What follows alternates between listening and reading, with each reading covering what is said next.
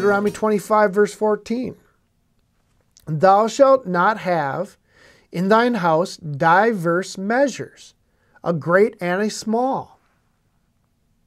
Verse 15, but thou shalt have a perfect and just weight, a perfect and just measure shalt thou have, that thy days may be lengthened in the land which the Lord thy God giveth thee.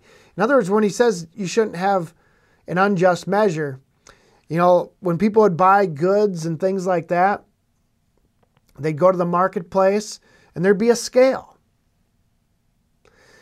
And if the merchant had an unjust scale, hey, when the person put down his money, whether it was in silver or whatever, in grain, the scale was rigged.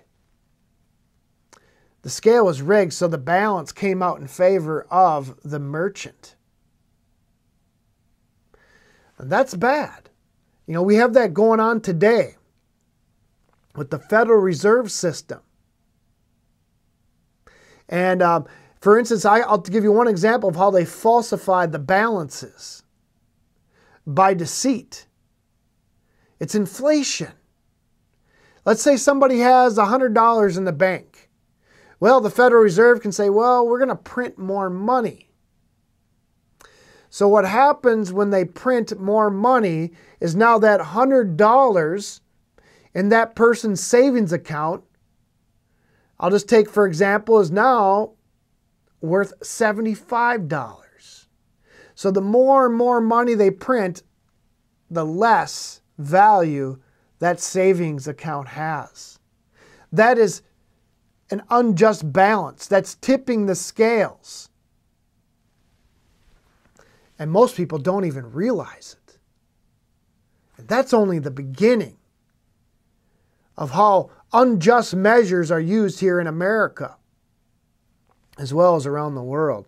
But God says we're supposed to have a perfect and just measure. There should be no inflation. There should be no fake Federal Reserve note.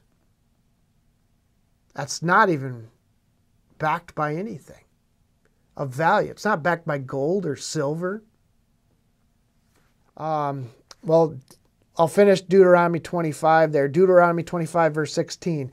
For all that do such things and all that do unrighteously are an abomination unto the Lord thy God. So what God is saying there is what the Federal Reserve is doing with inflation is abominable. It's thievery. And yet, I'm just going to move on.